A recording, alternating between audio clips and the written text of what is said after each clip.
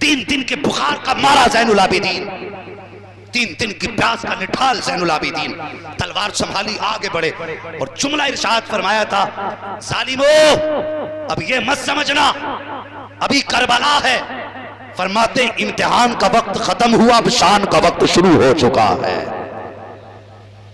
अगर अब कोई आगे बढ़ा, फरमाने लगे कि बस 22,000 नहीं, फिर तो 22 लाख भी कम पड़ेगा। ये कहके जब कहा था पीछे हट गए सब। अल्लाह अकबर, फिर मशीयत इलाही से कैदी बनी। सुनो करबला के कैदियों की कहानी सुनो। जब ये काफिला चलने लगा ना, काफिला जाने से पहले एक सरदार आया यजीदियों का, उसने कहा सज्जाद, कहा क्या? कहा कल रवाना होना है, तैयारी कर लो। आपने कहा था मुसाफिरों की कोई तैयारी नहीं होती, जब चाहे ले चले। तारीख में सबसे पहले बेड़ियां इमाम ज़ैनुल आबिदीन के पैरों में पड़ी। हथगड़ी इमाम ज़ैनुल आबिदीन के हाथ में सबसे पहले डाली गई, गले में तोक डाला गया। क्या था तोक जानते हो? इतना वजनी तोक था कि यह सफर करबला से शाम तक, मतलब दमिश्क तक हुआ। पूरा सफर इमाम ज़ैनुल आबिदीन ने ऐसे झुक के किया था, इसके वजन की वजह से, जैसे नमाजी रुकू किया करता। अल्लाह अकबर। ये जब पहनाया गया तो काफिला चला। 72 नेज़े थे, 72 सर थे, 64 औरतें थी, 26 बच्चियां थी, एक मर्द तन्हा इमाम ज़ैनुल आबिदीन। आवाज समझ में आई ना सबको? 72 नेज़े, 72 सर, 64 औरतें, 26 बच्चियां, एक मर्द तन्हा इमाम ज़ैनुल आबिदीन। ये काफिला चला कैसे? सबसे आगे इमाम हुसैन का सर, उनके पीछे बाकी शहीदों के सर, सबसे पीछे नेज़े पे अली असगर का सर था।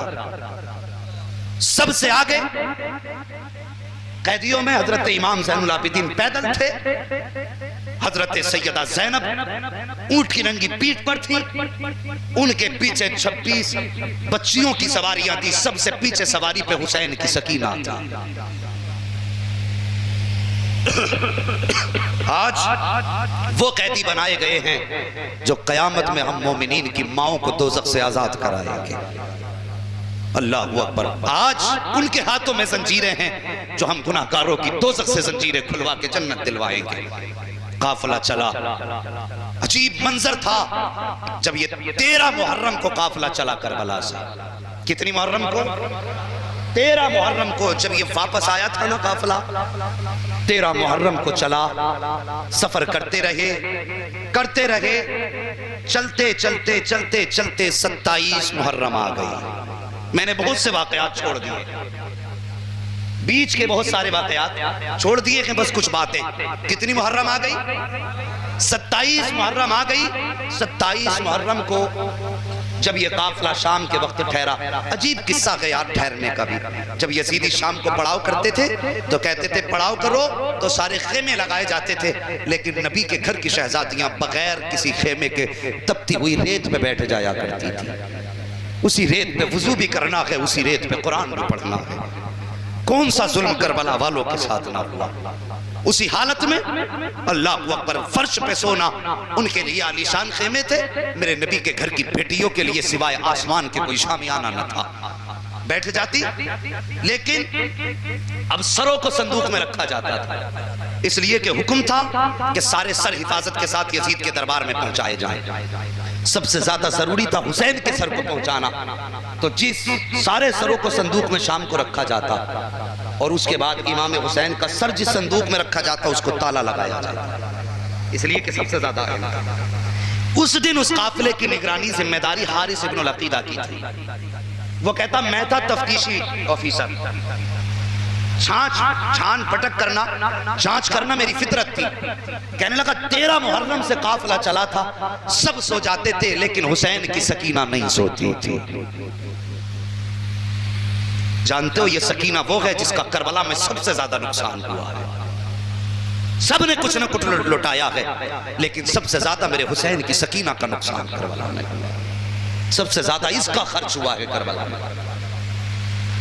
हारिस इब्न अकीदा कहता है सब सोते थे लेकिन मैंने कभी इस बच्ची को सोते नहीं देखा। कहने लगा, मैं सोचने लगा आज देखो ये बच्ची जागती क्यों है। इसने कहा मेरी ड्यूटी थी, मैं कुर्सी पे बैठ गया और ऐसे बैठा जैसे लोग सो जाया करते हैं। कहा मैंने आंखों को बंद किया, क्या देखता हूँ कि ये बच्ची धीरे धीरे चलते चलते मेरे पास आई है। इसने मेरी कुर्सी का चक्कर लगाया, गौर से मेरा चेहरा देखा। कहा 27वीं शब की अंधेरी रात थी। इसने ये सोचा शायद मैं सो रहा हूँ। बच्ची ने मुझे देख के कहा या अल्लाह तेरा शुक्र है आज तूने इसे सुला दिया है। कहा ये कह के बच्ची चली है। मैं देख रहा था बच्ची कहाँ जा रही है। कहा बच्ची गई सबसे पहले उस संदूक के पास पहुंची है जिस संदूक में अली असगर का सर रखा हुआ था। कहता मैंने देखा बच्ची गई, जाने के बाद बच्ची ने संदूक खोला है और उसके अंदर से वो सर निकाला है जो हजरत अली असगर का सर था। बच्ची ने अपने दामन से भाई का सर साफ किया है। और साहिब अजीब रिश्ते होते हैं बहन और भाई के। मैंने पहले बताया था अगर भाई पैदा ना हो तो सजदे में गिर के बहनें दुआएं मांगती हैं, अगर पैदा हो जाए तो मां बन के बहनें पाला करती हैं। अल्लाह अकबर, ये वही सकीना है और ये वही असगर है। अल्लाह अकबर, निकाला है सर और गोद में रखा है। उसके बाद दुपट्टे से साफ किया, सीने से लगाया और सीने से लगा के कहा था असगर सो जा। मैं झूला कहां से लाऊं, जिस झूले में तुम लेटा करते थे वो झूला करबला रह गया है। इतना कहते कहते हजरत सकीना की आंख में आंसू आ जाते हैं। सीने से भाई के सर को लगाया, वो कहता मेरा कलेजा हिलने लगा जब हुसैन की सकीना को भाई से प्यार करते देखा। कहा कहने लगी असगर तुझे क्या पता है, जब बाबा तुझे खेमे से लाए थे मैं तनाबे की आड़ में खड़े होके देख रही थी। जब हुरमला ने तीर का निशाना लगाया था असगर मैंने हाथ का इशारा करके कहा था जालिम मेरे असगर पे तीर मत चलाना, इसने तेरा कुछ नहीं बिगाड़ा है। कहा असगर तुझे क्या पता है जो तीर तेरे लगा था उसका कद बड़ा था, तेरा कद छोटा था। जो तीर तेरे मारा गया था उसका वजन ज्यादा था, तेरा वजन कम था। ये कहते कहते हजरत सकीना ने असगर को सीने से लगाया है। उसके बाद दामन में रखा है, अपने बहन के सर को झूला झूला के कहा था असगर पालना तो ना सही, कम से कम बहन की गोद में सो जा। कहा कुछ देर जब असगर से सकीना ने बात की है, कहा ऐसा लगता था मेरी चीख निकल जाएगी, लेकिन उसके बाद हुसैन की सकीना ने असगर का सर चूमा है। चूमने के बाद फिर संदूक में रख के कहा था असगर तू सो जा, मुझे अकबर से मिलना है, बड़े भाई से मुलाकात करनी है। कहा हुसैन की सकीना है, फिर अपनी जगह से उठी है और उस संदूक के पास आई है जिस संदूक में अली अकबर का सर रखा हुआ है। कहा उसने आकर के बड़े प्यार से संदूक खोला, आहिस्ता से संदूक खोला, कहीं इसकी आंख ना खुल जाए। ये कहता मैं तो जाग ही रहा था। कहा बच्ची ने सर निकाला, भाई के सर पे खून को साफ किया, जुल्फों को पोंछा, पोंछने के बाद माथा चूम के कहा था अकबर मदीने जा रही हो, अगर सुहरा पूछेंगी तो क्या जवाब दूंगी। अल्लाह अकबर का इतनी बात कही थी। और उसके बाद हजरत सकीना ने अली अकबर को सीने से लगा के कहा था अकबर काश तूने बाप की हालत देखी होती। जब तुम मैदाने करबला आए थे तो बाबा के बाल काले थे, लेकिन जब तुम्हें उठा के लाए हैं तो बाबा के सारे बाल सफेद हो चुके थे। अल्लाह अकबर। उसके बाद जल्दी जल्दी कहा अकबर तुम आराम करो, मुझे बाबा से मिलना है। और यार अजीब रिश्ता होता है बाप का बेटी के साथ। मैंने तो यहां तक देखा है अगर बेटी बहुत खुश होती है तब भी बाप रो दिया करता है, अगर बेटी गम में होती है तब भी बाप रो दिया करता है। अजीब रिश्ता बाप और बेटी के साथ होता है। जरा सोचो तो सही। आज तुझे इस रिश्ते के बारे में एक बात बता दूं, बाप बेटी का रिश्ता कितना गहरा होता है। सैयदा फातिमा ज़हरा उम्र शरीफ अभी 5 साल है। आप एक गली से गुजर के आ रही है, रास्ते में अबू जहल खड़ा था, उसने मेरे हुजूर की शान में गुस्ताखी की। तो साकिब अगर कोई बाप को बुरा कह दे तो बेटे तो बर्दाश्त कर लेते हैं, लेकिन बेटियां बर्दाश्त नहीं कर पाती हैं। और फिर बेटी भी नबी की बेटी और सैयदा फातिमा अबू जहल ने बुराई की ठहर गई। कहने लगी जालिम ज़बान को लगाम दे, मेरे बाप को झूठा ना कह, मेरे वालिद सच्चे हैं तुम झूठे हो। इतनी बात कही थी। अबू जहल आगे बढ़ा, सैयदा फातिमा की गर्दन पे तमाचा लगाया। अल्लाह अकबर। तुम सब जानते हो कभी मेरे नबी ने गुस्सा नहीं किया, कभी किसी के हक में बद्दुआ नहीं की, कभी किसी के हक में मेरे हुजूर कभी तबाह की नियत से ना निकले। लेकिन जब अबू जहल ने हजरत फातिमा के तमाचा लगाया, रोते हुए घर आई है, मेरे हुजूर ने सैयदा की आंख में आंसू देके जमीन पे बैठ गए, बाजू फैलाए, आंख में आंसू आ गए और नबुव्वत की आंखें बरसने लगी। हुजूर ने फरमाया था फातिमा क्या बात है, क्यों रो रही हो। जब पूरी बात बयान की मेरे हुजूर को जलाल आ गया, गुस्सा आया। फरमाया जाओ अबू सुफियान के पास जाओ और उनसे जाके कहो अगर वो इसका इंतकाम लेते हैं तो बताएं, अगर वो नहीं लेंगे तो आज मोहम्मद खुद अपनी बेटी का इंतकाम लेके दिखा दे। अल्लाह अकबर। मेरे हुजूर इसकी तफसीर में फरमाते हजरत फातिमा कहीं अबू सुफियान के दरवाजे पे और जाने के बाद कहा चचा मेरे वालिद ने ऐसे ऐसा कहा। दुश्मन है भी अबू सुफियान भी। जब बेटी गई तो चेहरा नहीं बिगाड़ा, यूं बाजू फैलाए और फैलाने के बाद हजरत फातिमा को गोद में उठाया, अबू जहल के दरवाजे पे लाए और लाके बाहर बुलाया और फरमाया सैयदा बेटी फातिमा मार तमाचे। इतनी बात कही हजरत फातिमा की आंख में आंसू आए, कहने लगी चाचा हमारे वालिद ने बदला लेना नहीं सिखाया, माफ करना सिखाया, माफ करना सिखाया। जब इतनी बात कही हम बदला नहीं लेंगे, हजरत अबू सुफियान आगे बढ़े, हजरत फातिमा का हाथ पकड़ा, अपने हाथ से 4 तमाचे लगा। हजरत फातिमा मुस्कुराई, कहने लगी जाओ बेटे बेटी। हजरत फातिमा वापस आई, मेरे हुजूर ने बेटी को मुस्कुराता देखा फिर रो दिए। मैंने कहा था ना बाप बेटी को तकलीफ में तो दे दे के फिर भी रो देता और खुश देख के तब भी रो देता। फरमाया जाओ, आ गई, मेरे हुजूर ने मुस्कुराते देखा फिर रो दिए। अब क्या हुआ पूरी बात बताई हजरत फातिमा ने।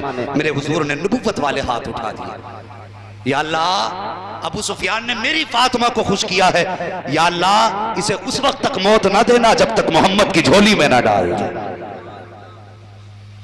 ये है बेटी और बाप का रिश्ता, समझ रहे मेरी बात? ये रिश्ता है बाप और बेटी का।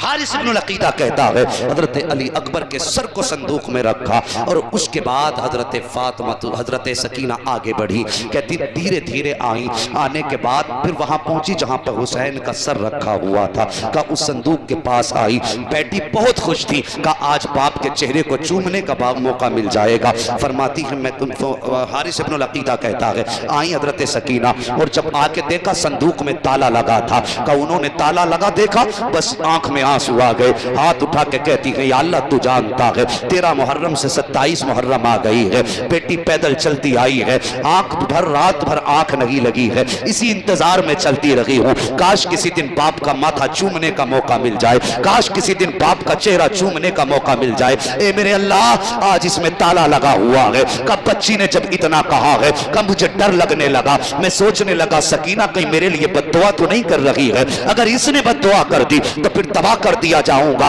कब मैंने कान लगा के सुना तो कह रही थी या अल्लाह जो यूसुफ के लिए ताले लगे थे वो 7 ताले थे, वहां यूसुफ थे, यहाँ तेरे महबूब की नवासी सकीना है, या अल्लाह तूने यूसुफ के लिए 7 ताले तोड़े थे, यहाँ तो 1 ताला है, या अल्लाह अपने महबूब की शहजादी सकीना के लिए ताले का तोड़ दे, ये इंतजाम कर दे, मुझे बाप का चेहरा देखना है। का इतनी बात सकीना ने रो के कही थी, कब मेरा जी चाहता था कि मैं चाबी निकाल के सकीना को दे दूं, लेकिन फिर मैंने फैसला किया क्यों दूं चाबी सकीना को, सकीना कोई लावारिस तो नहीं है, मैं जानता हूं कि सकीना वो है कि जिसका अर्शो वाला खुदा भी वारिस है, फर्शो वाला मुस्तफा भी वारिस है।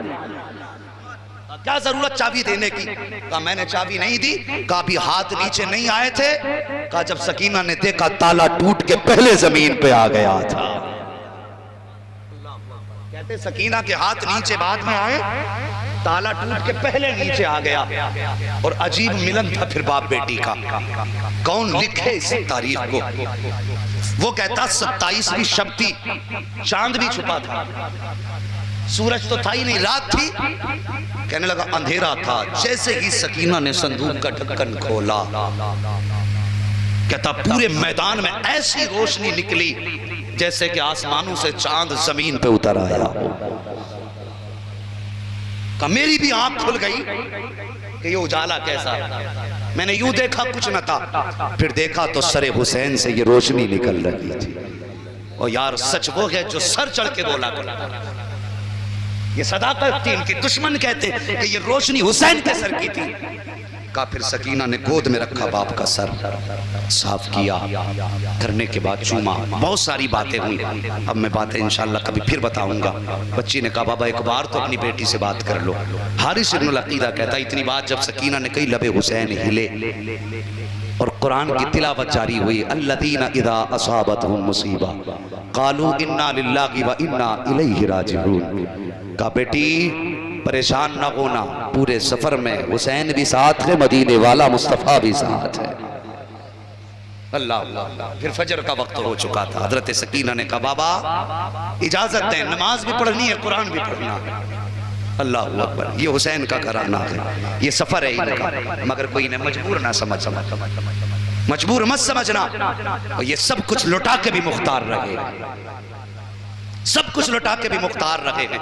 हल्ब से 12 मील पहले एक बस्ती आई, ये जब काफिला जा रहा था, अभी थके तो नहीं है, इशारा फरमा देना, जरा बोल दे या हुसैन। अभी सारे नहीं बोले, फिर सलाम ही पढ़ लिया जाए, कोई जरूरी भी तो नहीं है भाई। जरा सारे मिलके बोल देना या हुसैन।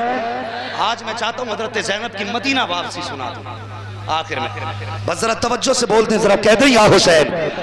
बस गौर करें, जब हलब से 12 किलोमीटर पहले जब ये बस्ती के पास से काफिला गुजरने लगा, एक चौराहा आया, मैं सुनाने लगा हूं, कौन देता है देने को मुंह चाहिए, देने वाला है सच्चा हमारा नबी। गौर करें, 12 मील पहले एक चौराहे पे एक नाबीना शख्स खड़ा था, उसके साथ एक बच्चा था, 72 नेज़ों पे 72 सर, उनसे आगे ढोल बजते आ रहे थे। क्या बज रहे थे? ढोल बज रहे थे, आगे आगे ढोल, पीछे पीछे 72 नेज़े। बच्चा ये समझा शायद बारात आ रही है, और नए कपड़े थे, जश्न था फतह का इन लोगों में। बच्चे ने अपने बाप से कहा, अब्बा लगता है बारात आ रही है। बूढ़ा कहने लगा, बेटे जब दूल्हा पास में आ जाए तो बता देना, तभी भीख मांगेंगे। बच्चे ने कहा ठीक है। ढोल बजते बजते लोग आगे गुजरे, बच्चा दूल्हा की तलाश में था। क्या देखा? 72 नेज़ों पे 72 सर। जैसी बच्चे की नजर पड़ी, अपना होश खो बैठा। बच्चा देखा तो देखता ही रह गया, और फिर अजीब मंजर था यार, 72 नेज़ों पे 72 सर समझ में आए, लेकिन जब 6 माह के असगर का सर देखा तो फिर बच्चा फैसला ना कर सका, सर पकड़ के बैठ गया। सोचने लगा, या अल्लाह, बड़ों की खता तो समझ में आती है, इस बच्चे ने क्या बिगाड़ा होगा, जिसके मुंह से दूध निकलना चाहिए था उसके मुंह से खून बह रहा है। का ये सोच के बच्चा चुप खड़ा रह गया।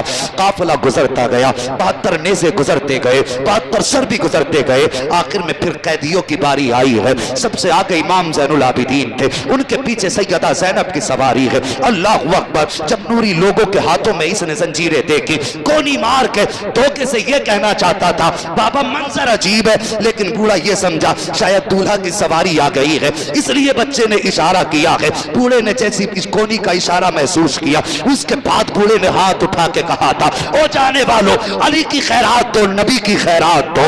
इतना सुनना था, हजरत ज़ैनब की आंख में आंसू आ जाते हैं। आज कई दिन के बाद परदेश में किसी ने अली का नाम ले दिया था, किसी ने नबी का नाम ले दिया था। हजरत ज़ैनब की आंखें बरसने लग जाती हैं। फरमाती, अम्मा फिजा का क्या बात है, कब जरा इससे कहो, एक बार और मेरे पापा और नाना का नाम ले थे। फिर से कहा, जरा और मांग, किसके नाम से मांगता है? सवाली ने कहा था, अली की खैरात तो, नबी की खैरात तो। आपने कहा फिर बोल। उसने 3 मर्तबा कहा, अली की खैरात तो, नबी की खैरात तो। अल्लाहु अकबर। इतनी बात कही थी।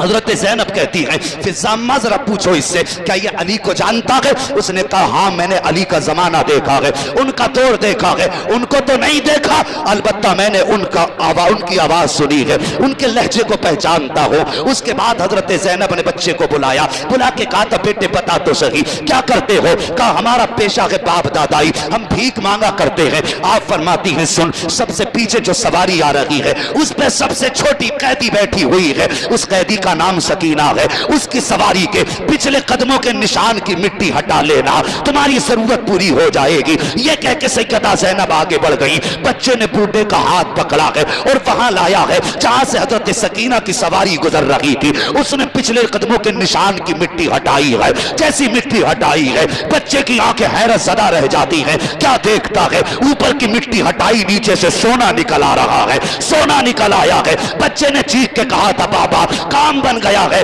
का क्या हुआ है? का ये जो कैदी गुजर के गई है, इसने बताया था कि सवारी के पिछले कदमों के पीछे से मिट्टी हटा लेना। कब मिट्टी हटाई है तो सोना निकल आया है। अब भीख मांगने की जरूरत नहीं है। बूढ़े ने कहा था, बेटे अब सोने को छोड़ दे, वहां ले चल जहां वो कैदी गई है। का किस लिए? का तू नहीं जानता है, ये जो गुजर के गई है ये कोई और नहीं है, या तो अली की बेटी गई है, या फिर इस रास्ते से नबी की बेटी गुजर के गई।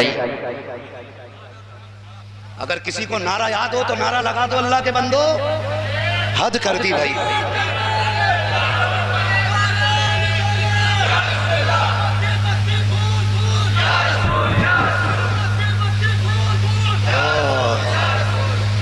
अल्लाह सलामत रखे।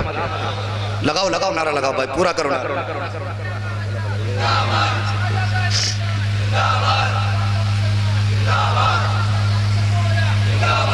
अल्लाह अकबर। का या तो अली की बेटी गई है या फिर नबी की बेटी गई है। बच्चे ने सोना तो छोड़ दिया और वहां पहुंचा जहां सैयदा ज़ैनब थी। बूढ़े ने जाके कहा बेटी कौन है? सैयदा ज़ैनब ने कहा तुमने तो अली को देखा है। इतनी बात कही कसम से बूढ़ा कदमों पे गिर गया। कहने लगा लहजा बता रहा कि अली की बेटी आई है। मैंने अली का भी लहजा सुना। अल्लाह अकबर। काफिला चलता रहा। रास्ते में काफी इम्तिहानात हुए, काफी मुसीबतों का सामना किया और फिर आखिरकार ये काफिला करबला से कितने मुहर्रम को चला था? अल्लाह सलामत रखे। जवानों तुम्हारी जिंदगी हो माशाअल्लाह। कितनी तारीख को? 13 मुहर्रम को चला था। मुहर्रम गुजर गया, सफर गुजर गया, रबीउल अव्वल गुजर गया, रबीउल सानी, जमादुल उला, जमादुल उखरा, रजब, शाबान, आ गया रमजान। जब ये काफिला मदीना शरीफ पहुंचा तो रमजान की 27 तारीख थी। कितनी? जरा जोड़ के देखो कितने महीने बनते हैं? 27 रमजान तक, 13 मुहर्रम से लेके 27 तक बनते हैं तकरीबन 9 महीने। कितने? 9 महीने। जरा ख्याल करो जब इस सफर की मसाफत जोड़ी गई, जिस तरह से जैसे जैसे ये सफर कराए गए थे, एक दो जगह चूंकि बगावत हो गई थी सरों को देख करके, तो इन्होंने रास्ते बंद कर दिए थे, शहरों के जंगलों से घुमा के निकाला था। हाँ, तो जब वो मसाफत जोड़ी गई, जिन रास्तों से अली की बेटी गुजर के आई थी, तो पूरी मसाफत 9 महीने की 5600 मील बनती है। कितनी? हाँ, 5600 मील। 9 महीने सफर किया, पैदल सफर किया, 5600 मील सफर किया। और जानते हो सफर करके भी आई हैं, कुरान पढ़ती भी आई हैं। जब अली की बेटी मदीना पहुंची थी, आपने 9 महीने में 72 कुरान मुकम्मल कर दिए थे। हाँ, हजरत ज़ैनब ने कितने कुरान मुकम्मल किए? 72 कुरान मुकम्मल किए। पहुंची मुस्तफा के मदीने, सामने हुजूर का मजार नजर आया। बुलाया सज्जाद जी, फूफी का ये सामने क्या है? कहने लगे फूफी आपको भी तो पता है। कि मुझे तो पता, लेकिन तुम बताओ। कहने लगे ये नाना का मजार है। आपने हाथ पकड़ा इमाम सज्जाद का, रुख किया करबला की तरफ। कहने लगी हुसैन मैंने आपकी अमानत को मदीने पहुंचा दिया है। और उसके बाद फरमाया सज्जाद जी का जाओ तुम घर वालों को लेके घर पहुंचो, मैं नाना को कुरान सुना के आते हैं। अब देखिए जो मैं बात करने लगा हूं, हमारी माँ बहनें भी बैठी हुई हैं और मर्द भी बैठे हैं, जवान हज़रात भी बैठे हैं। घर में पर्दे की तलकीन करो। इतना सब कुछ हुआ, लेकिन सैयदा ज़ैनब का किसी ने नाखून तक नहीं देखा।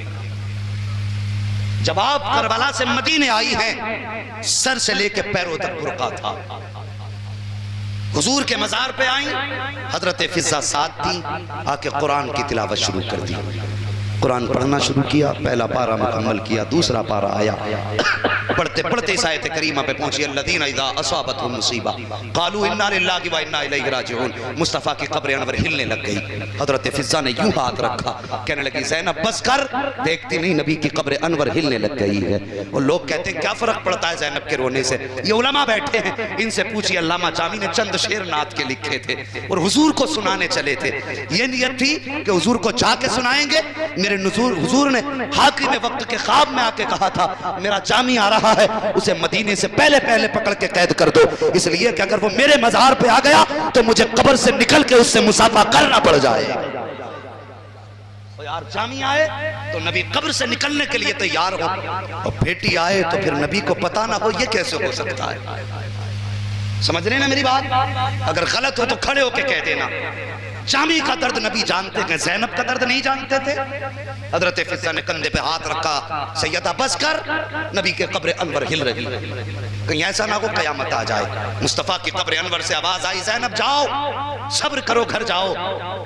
बताने की जरूरत नहीं है, जब तुम्हारे बेटे शहीद हो रहे थे, सिर्फ मैं ही नहीं सारे नबी मेरे साथ तुम्हारे बेटों की शुजाअत देख रहे थे।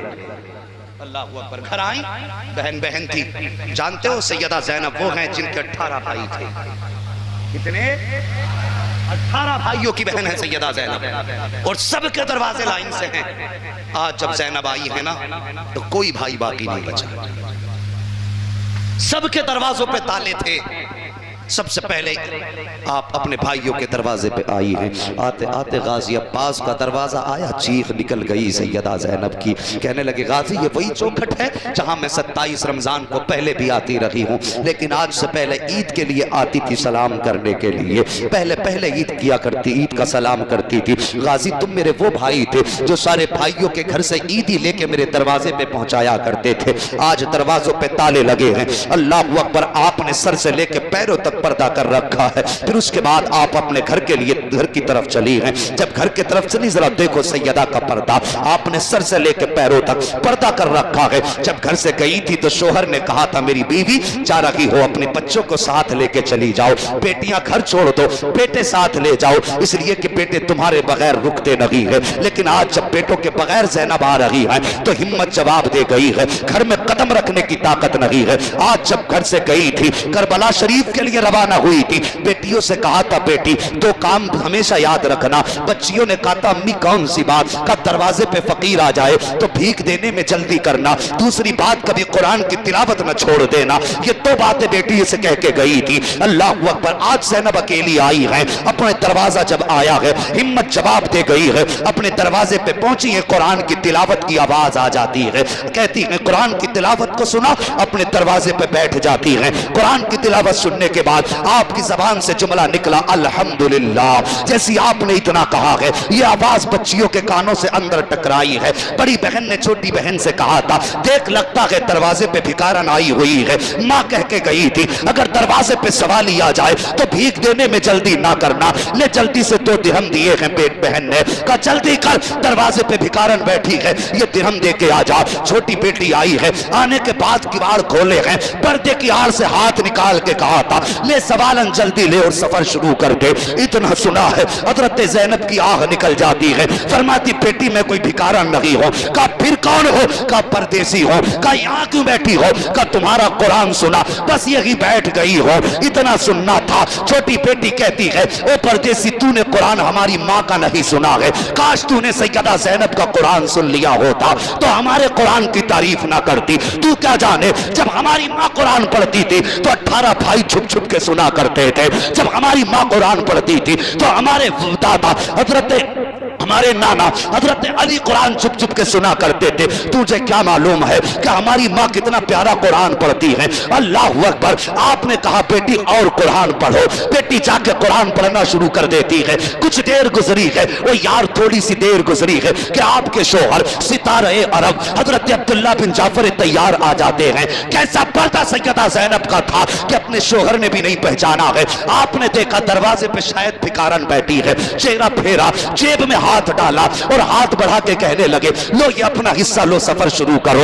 इतना सुनना था। सैयदा ज़ैनब फिर चीख निकल जाती है, कहती मैं कोई भिखारा नहीं हूं। का फिर कौन हो? का परदेसी हो। आपने इतना सुना, कहते हैं अगर परदेसी हो तो सुनो शाम हो गई है, मेरी बीवी परदेश गई है, मेरी बच्चियां उसे याद करके रोया करती हैं। ए परदेश जाने वाली, अगर तेरे पास थोड़ा वक्त हो तो कुछ वक्त मेरी बच्चियों के पास गुजार ले ताकि बच्चियों की एक रात सुकून से गुजर जाए। इतना सुनना था। हजरत ज़ैनब उठी है, अभी चेहरे से नकाब नहीं उठाया है, घर में तशरीफ लाई है हजरत जाफर तैयार के शहजादे हजरत अब्दुल्ला ने बच्चियों से कहा था बेटी परदेसी आई है, कोई मेहमान है, इनके पानी का इंतजाम करो, बिस्तर का इंतजाम करो, मुसीबत ज़्यादा लगती है, परदेश से आई है, थकी लगती है। ये बात अपने बच्चियों से कही हजरत अब्दुल्ला बिन जाफर तैयार ने। छोटी बेटी जल्दी से उठी है, हाथ में पानी का प्याला लाई है। लाने के बाद सैयदा ज़ैनब के आगे प्याला किया था। वो यार कयामत का मंजर था। जैसी हाथ में पानी का प्याला आया, सैयदा ज़ैनब ने कहा था बेटी हमें पानी अच्छा नहीं लगा करता है, ये कह के प्याला वापस कर दिया। बड़ी बेटी ने कहा था खातून बिस्तर कर दिया है, बिस्तर पे लेट जाएं। आप फरमाते हैं कुछ दिन से हमें जमीन से अच्छा बिस्तर नहीं लग रहा है। उसके बाद आपने बिस्तर से इनकार किया तो सारी बच्चियां भी अजीब होती हैं, औरतें बच्चियां बड़ी जल्दी मिल जाती हैं। जब सारी चीजों का इनकार हो गया, एक छोटी वाली बच्ची आके बैठ गई। आके बैठ के कहने लगी परदेसी हो? कहा हाँ। कहा कहाँ की रहने वाली हो? कहा अरब के ही रहने वाले हैं। कहा किस खानदान से ताल्लुक है? कौन हो? आपने फरमाया मेरे 2 बेटे हैं। इतनी बात कही है, छोटी बेटी कहती ताज्जुब है, तुम्हारे भी 2 बेटे हैं, हमारे भी 2 भाई हैं। कहा बताओ बेटे कितने बड़े हैं? सैयदा ज़ैनब ने कहा था एक की उम्र 9 साल थी, दूसरे की उम्र 11 साल है। छोटी बेटी कहती है ताज्जुब है, हमारे भी भाई 2 हैं, तुम्हारे भी बेटे 2 हैं, हमारे भी एक भाई की उम्र 10 साल है, 9 साल है, तुम्हारे भी एक बेटे की उम्र 9 साल है, हमारे भी एक भाई की उम्र 11 साल है, तुम्हारे भी एक बेटे की उम्र 11 साल है। उसके बाद पूछा बेटी ने कितने भाई हैं तुम्हारे? जब इतनी बात पूछी ना कितने भाई हैं, हजरत ज़ैनब कहती है 18 भाइयों की बहन हो। इतना सुनना था, छोटी बहनों की चीख निकल जाती है छोटी बेटी की, कहती बहन जल्दी कर, अरब में कोई बहन ऐसी ना थी जिसके 18 भाई हो। 18 भाई तो सिर्फ हमारी माँ के हैं, लगता है कोई परदेसी नहीं आई है, हमारी माँ आ गई है। इतना सुन के बेटी दौड़ के आई है। कहा खातून जरा चेहरे से पर्दा तो हटा। हजरत ज़ैनब ने जैसी नकाब पलटा है, बेटियों की चीख निकल जाती है, कहती नहीं ये हमारी माँ नहीं हो सकती है। जब हमारी माँ गई थी तो उनके चेहरे पे शबाब के जलवे थे, उनके बाल काले थे, लेकिन इस खातून के चेहरे पे झुर्रियां है, बाल भी सफेद है, ये माँ नहीं हो सकती। हमारी माँ के साथ उसके बेटे गए थे, ये अकेली आई है, ये कोई परदेसन है। इतना चीख को सुना है, हजरत सितारे अरब अब्दुल्ला बिन जाफर तैयार आ गए। कहा क्या बात है बेटी? कहा बातें वो बता रही है जो हमारी माँ की बातें हैं, लेकिन चेहरे से माँ नहीं लग रही है। इतना सुनना था, हजरत ज़ैनब की सब्र के बंधन टूटे हैं, सब्र का बंधन टूटा है, बेटियों को सीने से लगाया है। फरमाती बेटी हो चेहरा न मोड़ो, मैं कोई और नहीं हूँ बल्कि तुम्हारी माँ सैयदा ज़ैनब हो। जब इतना सुना है बहनों की चीख निकली। कहा माँ भाई कहाँ गए? उन्हें कहाँ छोड़ के आई हो? हजरत ज़ैनब ने कहा था ए बेटी हो मैं बेटे लुटा आई हो, मुस्तफा की उम्मत भी बचा के आई हो, उनका कुरान भी बचा के लाई।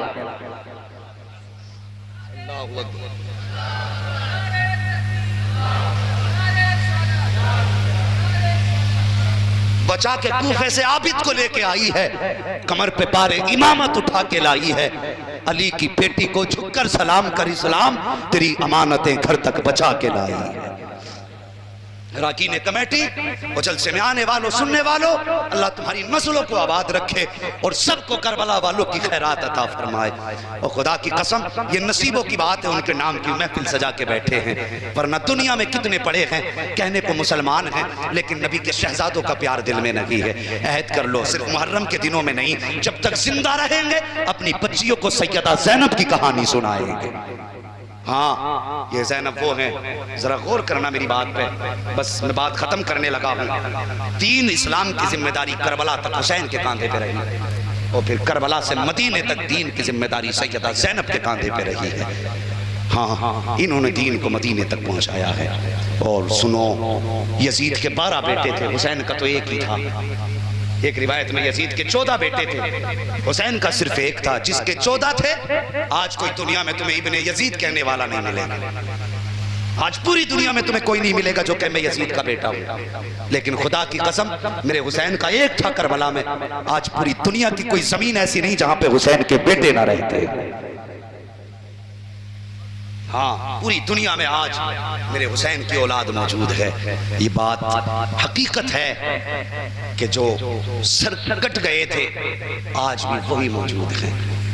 दुनिया में वही खानदान है जो कटा था, काटने वाले मिट गए और कटने वाले आज भी मौजूद हैं। आला हज़रत फरमाते हैं तेरी नस्ल पाक में है बच्चा बच्चा नूर का, तू है ऐने नूर तेरा सब घराना नूर का। ओ जवानों हुसैन से प्यार करो। मैंने कहा सिर्फ मुहर्रम भर नहीं, पूरी जिंदगी हुसैन हुसैन करना है। मर के देख उनकी मोहब्बत में। फरमाया गया अला व माता अला हुब्बे आले मोहम्मद माता शहीदा। खबरदार होशियार आगाह हो जाओ, जो औलाद रसूल की मोहब्बत में मरेगा अल्लाह उसे शहादत का दर्जा अता फरमाएगा। और ये तो इतने पाक है, इनकी मोहब्बत में भी मर जाओ तो अल्लाह शहीद बना देता है। अल्लाह ताला हम सबको करबला वालों का सच्चा पक्का इश्क अता फरमाए। वो जवानों, जिंदगी बदलो, दुनियादारी छोड़ो, मुस्तफ़ा के दामन में आ जाओ, उनके नवासे से प्यार करो। खुदा की कसम, जो हुसैन का प्यारा हो गया वो मदीने वाले मुस्तफ़ा का प्यारा हो जाएगा। हाँ, ये कानून भी है। मेरे हुजूर ने दुआ की थी ना, या अल्लाह मैं इनसे प्यार करता हूँ, तू भी इनसे प्यार फरमा, और जो इनसे प्यार करे तो उससे भी प्यार फरमा। यही तो कहानी बन गई हम लोगों की, वरना हम तो पापी थे, खाती थे, बख्शिश के कोई ठिकाने ही नहीं थे, बस बहाना मिल गया। हुजूर ने फरमा दिया तुम हुसैन से प्यार करो, मैं भी तुमसे प्यार करूंगा। वो तो निहायत सस्ता सौदा बेच रहे हैं जन्नत का, हम मुफलिस क्या मोल चुकाए, अपना हाथ ही खाली है। बस हुसैन से प्यार करो। वह बशर साबिरीन, खुशखबरी है सब्र करने वालों के लिए। मुस्तफ़ा की औलाद ने सब्र का दामन न छोड़ा। आज देखो, खुदा की कसम, दुनिया भी उनकी कर दी गई, आखिरत भी उनकी कर दी गई। वे बड़े पावरफुल लोग हैं। सुनते हो, करबला से वापसी के बाद जब अब्दुल मलिक बिन मरवान जब बैठा ना कुर्सी पे, इमाम सज्जाद ने तारीख दुनिया होकर के इमाम ज़ैनुल आबिदीन गोशा नशीन हो गए, सब कुछ छोड़ दिया। तो इसने देखा यार हुकूमत मेरी है, लेकिन दिल आज भी इन्हीं की तरफ झुके जा रहे हैं। इसने पैगाम भेजा कि इमाम ज़ैनुल आबिदीन को बुलाया जाए। आपने फरमाया ये हमारी शान नहीं, हम बादशाहों के दरबार में जाएं, बादशाहों की अटके तो वो हमारे दरबार में आए। आपने फरमाया अगर फकीर बादशाह के दरबार में जाएं तो इसमें बादशाह की तौहीन है, और अगर बादशाह फकीर की चौखट पे आए तो इसमें बादशाह की इज्जत हुआ करती है। मुझे नहीं आना। उसने अपने फौजी भेज दिए और कैद करा लिया इमाम ज़ैनुल आबिदीन। कैद करा के दरबार में बुलाया और बुला के कहने लगा आप क्यों नहीं आ रहे, मैंने बुलाया था। आपने फरमाया देख हमने गोशा नशीन इख्तियार कर ली है, तू अपना काम कर, हमें अपना काम करने दे, हमें न छेड़, हम अल्लाह अल्लाह में लगे। कहा नहीं मैंने बुलाया था, आना चाहिए था। आपने फरमाया सुन तेरी बादशाह से मुझे कुछ नहीं लेना देना, और तेरी बादशाह तू जाने, तेरी बादशाह जाने। तो कहने लगा तुम्हारे पास है क्या। तो आपने फरमाया जा हमारे मुंह ना लगे। क्या फरमाया हमारे, सुन ले सारे लोग, हमारे बोल दो यार सारे, हमारे मुंह न लग। उसने कहा अच्छा ये बात है। कहने लगा यजीद के पास ताकत थी, उसने आपको कैद करा लिया, मेरे पास ताकत थी, मैंने आपको कैद करा लिया, अब तुम्हारे पास ताकत हो तो दिखाओ। आपने इतना कहा, कहने लगे अली के बेटों के मुंह नहीं लगा करते। आपने फरमाया अली के बेटों के मुंह नहीं लगा करते। कहा दिखाओ ना ताकत। इतनी बात कोई आपकी जबान से निकला अल्लाह, एक बार, दूसरी बार अल्लाह, तीसरी बार कहा अल्लाह। इतना कहा पेड़ियां हथगड़ियां टूट के सारी गिर गई। जब टूट के गिरी ना तो वो अपनी जगह से उठ के खड़ा हो गया। आपने फरमाया बैठ जमीन पे, फौरन डर के बैठ गया। आपने फरमाया सुन, कल भी ताकत हमारे पास थी, आज भी ताकत हमारे पास है, फर्क यह है जब खुदा कहता है तब ताकत दिखाते हैं, जब वो नहीं चाहता हम ताकत नहीं दिखाया करते। नारे तकबीर, अल्लाह, नारे रिसालत, हुसैन का दामन, हुसैन का दामन नहीं छोड़े। अल्लाह सलामत रखे जवान, तुम्हारी जिंदगी हो। और भाई इतने प्यार से आपने अब तक बैठ के अपने आका का जिक्र सुना। और या अल्लाह हम इतनी दुआ करते हैं तेरे महबूब का वास्ता, क़यामत के दिन इन आंसुओं के सदक़े में या अल्लाह हमारी मग़फ़िरत फरमा देना। जो आंखें बरसी हैं या अल्लाह ये तेरे महबूब के नवासों की याद में बरसी हैं, या अल्लाह तुझे इन आंसुओं का वास्ता हराने वाले की मेहनत कबूल कर ले, हराने वाले के सफ़र को कबूल फरमा ले। जो दूर दराज से चल के आए हैं या अल्लाह इन्होंने जितनी मसाफत यहाँ के लिए तय की है या अल्लाह उतनी मसाफत इनके लिए जन्नत से करीब फरमा दे। बस फरमाया गया वबश्शिर साबिरीन, खुशखबरी है सब्र करने वालों के लिए। और लोगों सब्र का दामन न छोड़ना, अपनों को रूठने न देना, रिश्तों की कदर करना, बहनों को राजी रखना, माँ बाप की इज्जत करना। अभी कलाम पढ़ा था हमारे अब्दुल भाई, हाँ उन्होंने पढ़ा था माँ के ताल्लुक से, हर जवान उठ के हाथ उठा रहा था। और यार भले जलसे में हाथ कम उठाया कर, लेकिन घर माँ बाप के नाज ज्यादा उठा लिया कर। यहाँ तुम मौलवी को माँ के नाम पे 10,000 लुटा रहे हो। जरा दिल पे हाथ रख के देखना, क्या तुमने माँ जो 1000 रुपए माँ की मोहब्बत में मौलवी पे लुटाए, क्या तुमने उसी में से 100 रुपए का माँ का चश्मा संभलवा के ला के दिया? वो जरा ख्याल करना। मैं कोई ज्यादा लंबी तकरीर नहीं, 2 बातें कह के जा रहा हूँ। तुमने 1000 रुपए हम पे उड़ाए माँ के नाम पे, बताना क्या तुमने उसमें से 50 रुपए की बाप की या माँ की दवा ला के दी? इसको जरा दिल पे रख के सोचना। अगर तुम माँ बाप पे भी खर्च करते हो तो तुम्हारे हर जगह का खर्चा कबूल है, और अगर माँ बाप पे खर्च नहीं करते ना तो फिर तुम एक मौलवी क्या जाके सारा पैसा गुंबद खजरा पे लगा के आ जाओ, अल्लाह को वो खर्च भी कबूल नहीं है। अल्लाह कबूल बाद में करेगा, पहले घर माँ पे लगाओ, बाद में निकल के मस्जिदों में लगाया करेंगे इंशाअल्लाह। ऐसे किसी की माँ को औलाद से शिकवा ना हो, अल्लाह सबकी माओं को सलामत रखे। या अल्लाह हुसैन की माँ का वास्ता जितनी माएँ दुनिया से गई हैं सबको जन्नत अता फरमा दे। साहब रात में वापस हो रहे थे, हाँ एक बाप को मैंने देखा बच्चे को कंधे पे बैठा रखा उसने। और समझो यार, जरूरी नहीं है तुम्हें काला काला रसूलुल्लाह सुनाया जाए तब तुम्हारी समझ में आए। मेरे उस्ताजों ने मुझे बताया, बेटे जैसे लोग सामने बैठे हो वैसी गुफ्तगू करना। आपके सामने मैं इंग्लिश बोलने लगूं, कोई नतीजा? अरबी झाड़ने लगूं, कोई नतीजा? जुमलों के अंबार लगाऊं, कोई फायदा? हम तो इतना जानते हैं जी, जब किसानों से बात की जाए तो जमीन के लेवल पे हो। हाँ, तो वो बाप ना बेटे को कंधे पे बैठा के, मगरिब और इशा के वक्त का गालिबन बीच का वक्त था, और जहां वो खड़ा था ना उसका घर वहां से 3 किलोमीटर दूर था। खड़ा नहीं चल रहा था, बड़ी तेजी से जा रहा था, बहुत तेजी से। मैंने कहा मौलाना जरा पूछो कौन है, कहाँ जा रहा है? तो उसने कहा बताया फला जगह जा रहा हूँ। तो हमने कहा बैठ जाइए। जब वो बैठा ना, मैंने कहा भाई इतनी रात को कहाँ से आ रहे हो? तो सुनो, उसने अपने जो कंधे पे बेटा था ना, उसने कहा मौलाना अपने बच्चे की दवा मुरादाबाद से लेने गया था। यार सोचो, कहने लगा बच्चे की दवा मुरादाबाद से लेने गया था। डॉक्टर हर दिन 6 बजे बैठता, आज 7 बजे बैठा, देर हो गई। मैंने कहा पैदल ही जाते? उसने कहा जब कोई गाड़ी नहीं तो पैदल ही जाना था। यार खुदा की कसम, सलाम करो यार बाप को। सुबह उठ के यार पैर चूम लिया करो, पैर चूम लिया करो। तू मोटरसाइकिल पे ले जाना अस्पताल को गवारा नहीं करता, ये तुझे कई कई किलोमीटर कंधों पे बैठा के तेरी दवा लेकर के आता है। इससे पूछ के बाप तू अस्पताल में इतने घंटे रुका, तुझे रोटी मिली कि नहीं मिली? तूने इतने घंटे लाइन में लग के गुजारे, किसी ने कुछ तुझे जूस पिलाया कि नहीं पिलाया? तूने कितनी रात अस्पतालों में जाग के गुजारी, कोई तुझे सुलाने वाला था कि नहीं था? और खुदा की कसम मैंने परेशान बापों को देखा है, खुद तो धूप में तपते हैं लेकिन कभी अपने रुमाल से बच्चे की हवा करते हैं, कभी माएं आंचल में छुपाती है, कभी सीने से लगाती है। हाँ, बारिश पड़ी थी, मैंने एक माँ को देखा था, उसने बच्चे को सीने से लगाया और यार खुद झुक के बैठ गई, सारी बारिश बदन पे उतार दी, एक बूंद बेटे पे नहीं आने दी। और जब तू छोटा था ये बड़े थे, कोई बूंद तुझ पे नहीं आई थी। आज ये छोटे हो गए हैं, तू बड़ा हो गया है, तेरी जिम्मेदारी ये है कि कोई बूंद इनके बदन पे आनी नहीं चाहिए। नारे तकबीर, नारे रिसालत, उलमाए अहले सुन्नत, मसलके आला हजरत। औलाद औलाद होती है, माँ बाप होते, माँ बाप होते। इसलिए माँ बाप की इज्जत करेंगे। बोलो इंशाअल्लाह। अगर अब भी कोई ना माना तो तुम्हें लगता है कि तुम्हारे ये ऐलान तुम्हें जन्नत दिला देंगे? तुम्हारी ये लंबी मिसवाके जन्नत दिला देंगे? सुन, अगर माँ बाप को तकलीफ दी और माफी नहीं मांगी है ना तो काबे में मर भी जाएगा ना तब भी तुझे सजा के बगैर जन्नत नहीं मिल सकती है। बिला वजह में माँ के कदमों के नीचे जन्नत नहीं है, बिला वजह बाप जन्नत का दरवाजा नहीं।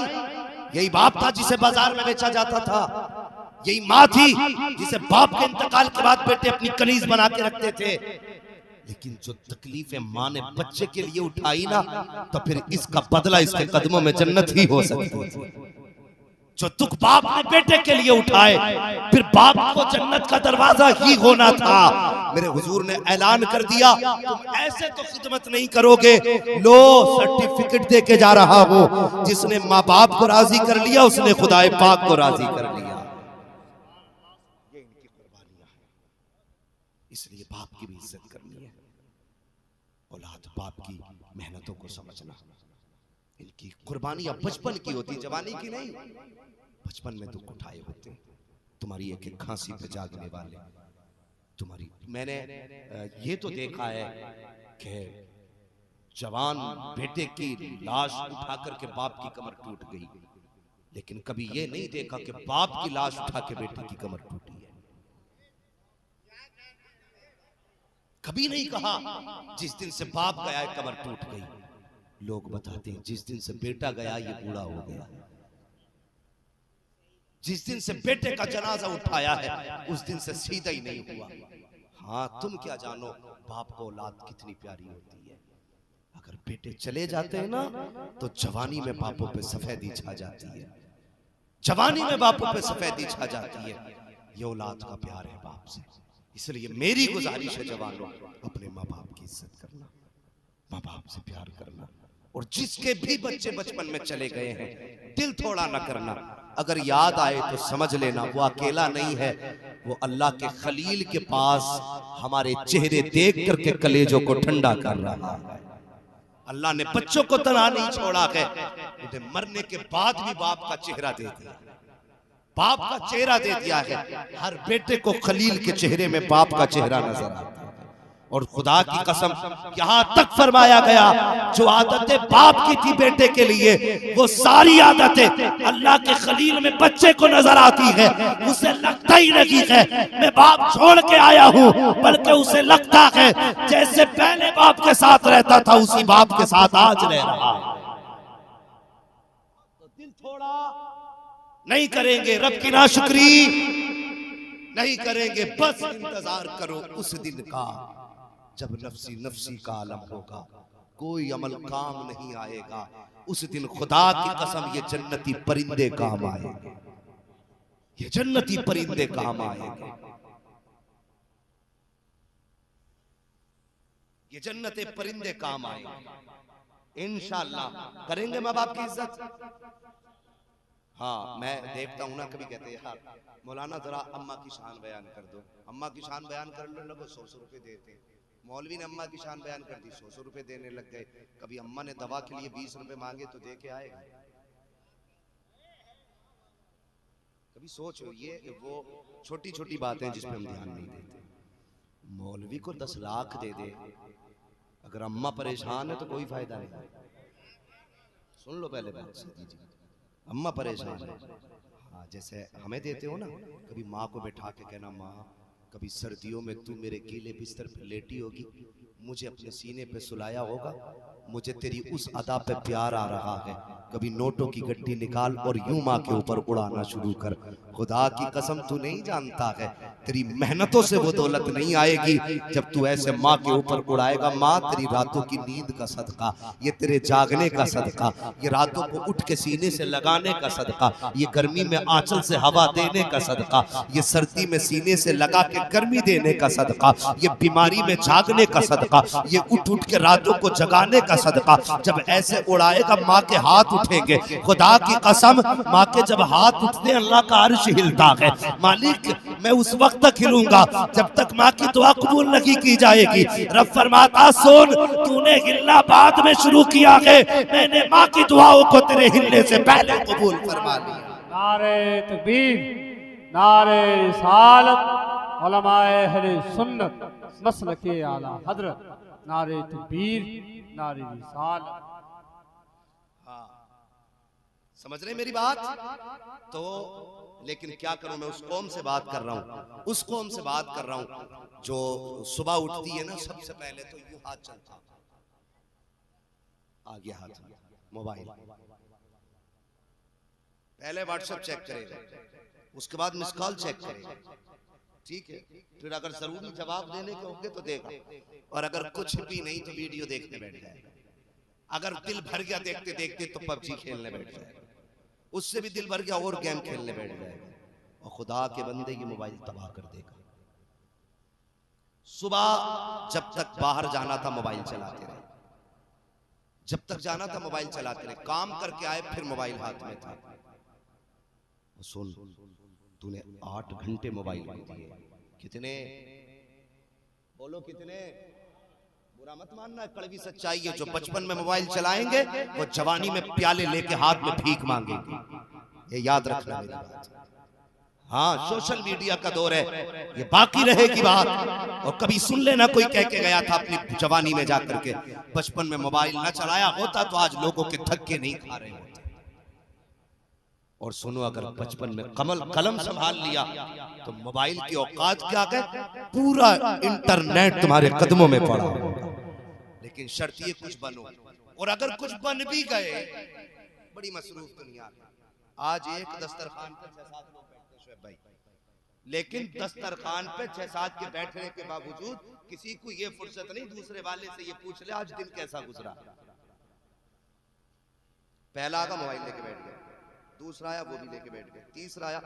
एक दस्तरखान पे 12 लोग हैं, लेकिन 12 होके भी अकेले हैं, भीड़ में भी अकेले हैं।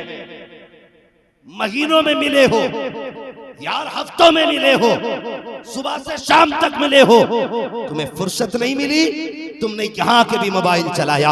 इस्लाम की थ्योरी को समझो, रब ने तुम्हें 5 वक्त की नमाज दी, वो चाहता तो घर में फर्ज कर देता, वो चाहता तो अकेले पे कह देता जहाँ वहाँ पढ़ लो, लेकिन उसने जमात का हुक्म दिया, जमात से नमाज पढ़ो। किस लिए? कि पूरी बस्ती वाले एक वक्त इकट्ठे हो फजर में, एक दूसरे को खैरियत पूछो और बताओ। फिर जोहर में बुलाया गया, अपनी खैरियत पूछ और बता। फिर असर में बुलाया गया, अपनी खैरियत पूछ और बता। फिर मगरिब में बुलाया गया, अपनी खैरियत पूछ और बता। फिर इशा में बुलाया गया, अपनी खैरियत पूछ और बता।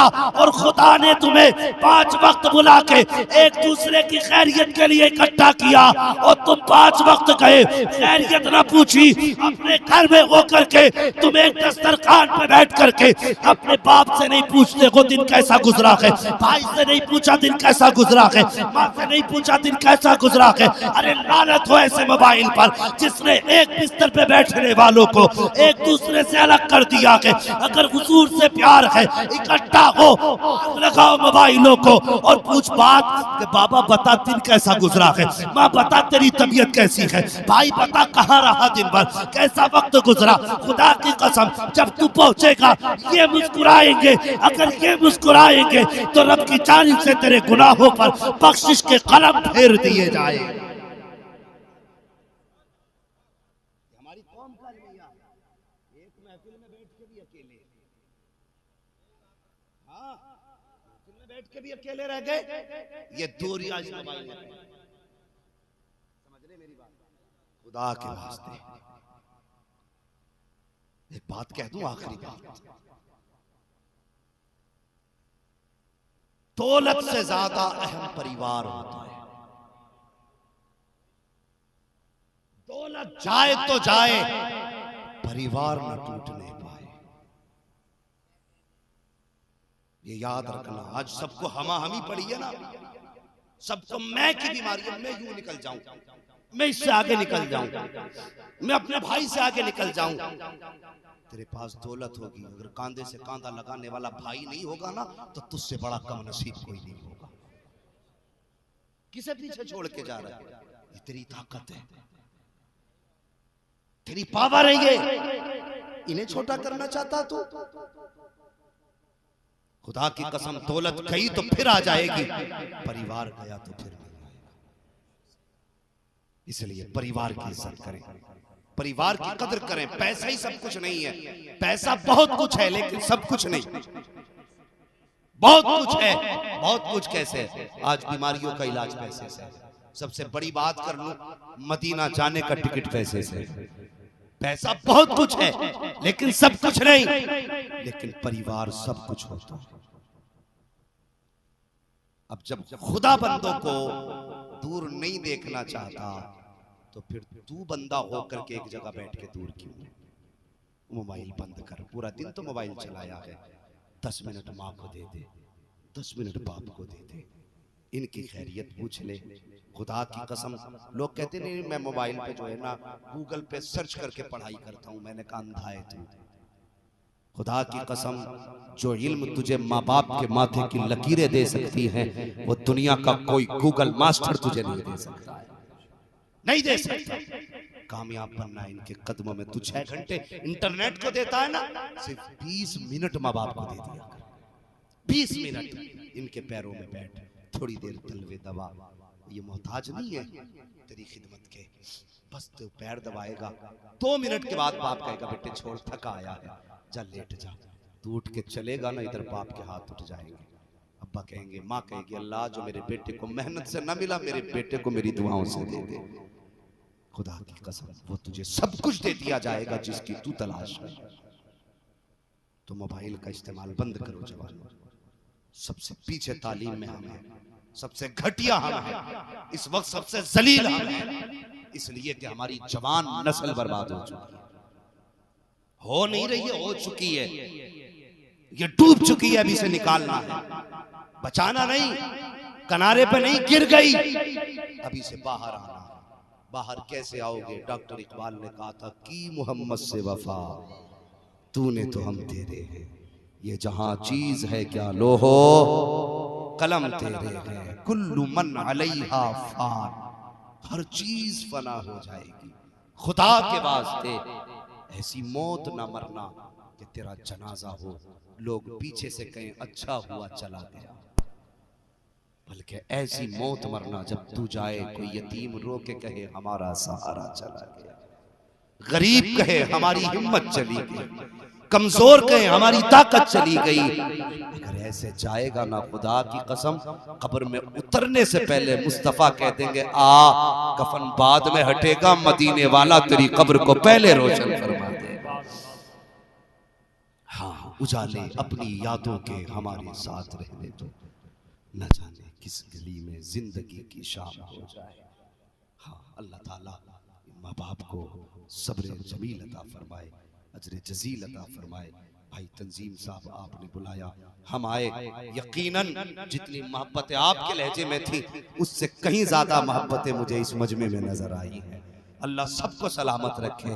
और भाई जोहर अली और आपके परिवार से मैं गुजारिश करूंगा, अगर आप दुख करेंगे ना तो फिर तकलीफ आपके बच्चे को होगी। हाँ हाँ, मैं तो गुजारिश करता हूँ, सारे तंजीमों से गुजारिश है कि नमाजी बन जाए। हाँ, इंशाअल्लाह वक्त होता है इस पे मैं गुफ्तगू करता हूँ, लेकिन आज मौजू कुछ ऐसा था। नहीं ताती ना, मगर क्या करेंगे बताइए, जब चाचा ही लोग नहीं जाते मस्जिद में, अब्बा बैठा रहता, वो चौराहे पे बैठा कह रहा, वो देखा प्रधान को कहा कि उसने वो मैट टेढ़ी कर दी, तुझे प्रधान की मेहनत दिखाई देगी, कब्र दिखाई नहीं दी, पूरी जिंदगी हो गई बटिया करते करते, कुछ कब्र का भी इंतजाम कर। बता, जब अब्बा टांगे फैला के सोगा, बेटा नमाजी कहां से बनेगा? मुझे बताओ ना, अब्बा पे भी लाजिम है नमाजी बने। अगर अब्बा फजर में उठेगा तो बेटा सलात के वक्त उठ जाएगा, अब्बा अगर सर्दी में जाएगा बेटा धूप निकलने पे जाएगा, अगर बाप नमाजी होगा बेटा खुद ब खुद नमाजी होगा। लेकिन मिजाज अलग है, अब्बा चाहता है मैं सट्टा लगाऊं बेटा नमाजी बन जाए, मैं बटिया काटूं बेटा तस्बीह पढ़े। तो बेटों से गुजारिश है, अब्बा नमाजी नहीं है तो हाथ पकड़ के उन्हें जम्मू मस्जिद में लेके जाओ। कोई चाहेगा मेरा अब्बा? बताओ यार, डर क्यों रहे हो? अभी बात कोई चाहेगा मेरा अब्बा दोज़ख में जाए? नहीं, मुझे तो मेरा अब्बा बड़ा प्यारा है यार। मैं तो कहता हूँ मालिक अगर जन्नत में जाने की बात हो तो मेरी नेकियां भी मेरे बाप को लग जाए। हाँ, तो हर बेटा ये चाहता है मेरा बाप जन्नत में जाए। चाहते हो ना तो फजर हो तो अब्बा का हाथ पकड़ो कि अब्बा जी, अब्बा बाद में, खुदा के बंदे पहले, हाथ पकड़ के तू भी चल अब्बा को भी लेके जा। और अगर अब्बा नमाजी बेटा नहीं जाता तो फिर अब्बा की जिम्मेदारी है कि औलाद की अगर कांटा चुभ जाए बेटे को गवारा नहीं है, तो दोज़ख में बेटा चले अब्बा को गवारा नहीं होगा ना। तो जब यहाँ की आग बर्दाश्त नहीं वहां की कर लोगे तो यही हाथ पकड़ के खींच के ले जाओ, चल बे सोगा बाद में नमाज पहले अदा की जाएगी। और अगर दोनों ही बेनमाजी हो तो फिर माँ बहनों से गुजारिश है रोटी बंद कर दो, कह दो खाना बाद में मिलेगा, 5 वक्त की नमाज पहले पढ़ाई जाएगी। फिर हम नहीं जानिए कौन छोड़ देगा। इसलिए ये एक सख्ती वाली बात है। फिर जहां तक बात रब की बंदे से रिश्ते की है ना, तो फिर उसमें सख्ती क्या? यार जब रब की याद आ जाया करे तो मुसल्ला बिछा दिया करे। हाँ, अकीदा ये रखो हमारा रब हमारे साथ है। सच बात ये अकीदे कमजोर हो गए हमारा ये अकीदा ही नहीं हमारा रब हमारे साथ है। कोई अगर केस लग जाना मंत्री को फोन लगाओ, उसकी पूंछ वहां तक है, इसकी पूंछ जहां तक है ना, जहां तक होगी खुदा की कसम होता वही है जो रब चाहता है। अगर मुसीबत आए तो मंत्री के दरवाजे पे न जा, मस्जिद में चला जा, 2 रकात नमाज हाजत पढ़, और तू 6 घंटे मंत्री को रोके दिखाता है, 2 मिनट रब को रोके दिखा दे, वो एक परेशानी दूर करेगा। अगर तूने 2 मिनट उसे रोके दिखा दिया, अल्लाह तेरी जिंदगी की सारी परेशानियां दूर फरमा दे। सबको फना हो जाना है, सबको मरना है। मौला करीम हम सबको ईमान की मौत नसीब फरमाए, इज्जत की मौत नसीब फरमाए, और मालिक हम में से उस वक्त किसी को उस वक्त तक मौत ना दे जब तक मुस्तफ़ा का मदीना ना दिखा दे। बस जो हुए अगलात उनको माफ फरमाए रब्बे कायनात। जिंदगी ने दिया साथ, फिर होगी मुलाकात, चमन रहा फूल खिलेंगे, जिंदगी रही फिर मिलेंगे। मुसाफिर हैं हम भी, मुसाफिर हो तुम भी, किसी मोड़ पर फिर मुलाकात होगी। सारे लोग कलमा शरीफ पढ़ लीजिए।